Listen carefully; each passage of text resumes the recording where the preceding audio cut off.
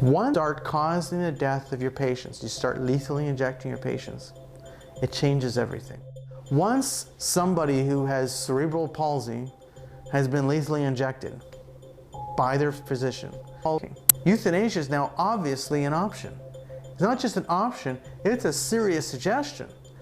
Once someone has a serious case of cancer, is lethally injected, there will be many patients with a serious case of cancer. And so it depends on the supports you get. And this is why this issue is so dangerous. Because if you remove the supports, if you put people on the emotional ledge, so to speak, well, sure, they're going to jump off. If they feel like nobody cares, I'm fortunate that I have 2 or 3 people that I just have to make a phone call to, and they'll say, Steve, whatever you need. And that's how you defeat this issue. I think the people don't see the impact of euthanasia on our society. The person asking in the name of autonomy for euthanasia, I would say it is a narrow-minded request. And what I would like to tell those people is that we can take care of you. We need to take care of you. We are able to control virtually all pain if properly dealt with. We need to improve end-of-life training, pain management care in our medical schools, in our nursing programs across the country. We can offer complete relief. To propose very good palliative care to my patients. I cannot tell them, well, I will not go for euthanasia, so just go away and leave the hospital. No, I will take care of them, and even in a better way. What is required then of a people of faith? We are called actually to journey with the other. We're called to be with the other. The concept of lethally injecting or giving somebody lethal pills to end their life is contra to the concept of actually caring for the person. There are the works of mercy. One of them is to visit the sick. Doing this corporal works of mercy establishes a bond, a relationship with a brother, with a sister. And that is not just one directional, it becomes a relationship.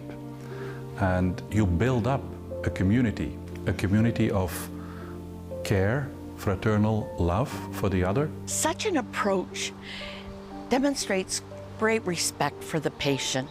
With this support, we address their emotional, physical, spiritual, social well-being so that they don't feel abandoned, they don't feel as if they need to ask for someone to end their life. We need brothers and sisters to remind us that they want to be there next to us, holding our hand and trying to give birth to the eternal life to the parent who is lying on the bed. And I believe that Christ is asking us to be hand in hand up to the end, to the natural death, with the most fragile person, and wait till, life goes back to him. In Catholic teaching, love, unconditional love, is the center of everything. We see that what's the reason why God became man? Because out of love for us. He wanted to show his solidarity.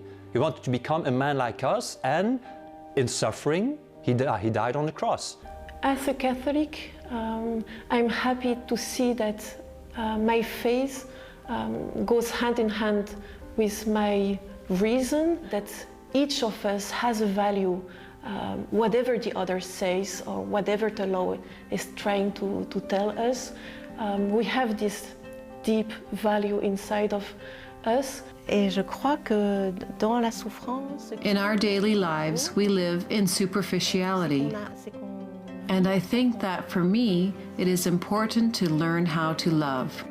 And the best way to learn how to love is to not be afraid to face the difficulty of our humanity. To say there is someone with me and we will get through this together.